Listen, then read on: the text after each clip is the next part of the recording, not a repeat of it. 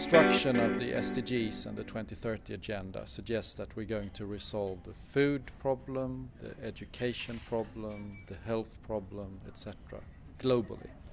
But in reality, all these things are connected and they're interlinked in different ways. So some of the things go together. If we, for instance, have good education for mothers, you will get better health outcomes. That's just one example.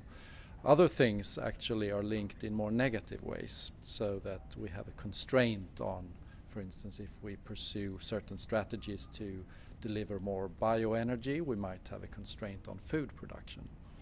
And these linkages are really sort of the DNA of development and development strategies. We need to think about how all these things hang together. That's why we need an integrated approach.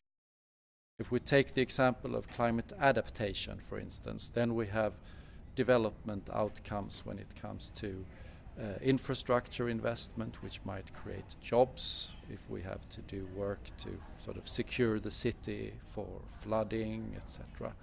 So we can find these multiplier effects as well. But there are also negative outcomes related to climate mitigation and adaptation. We might want to focus on those as well. One example when it comes to climate mitigation is that it can be more costly. So in the short term, you're then taking resources away from other development priorities. Now that brings us to the time dimension, and if we talk about the long-term development agenda, obviously we have to look at the benefits and the costs in the longer time horizon. That's why we need this kind of thinking about interactions. It's not so easy to capture in traditional cost-benefit analysis.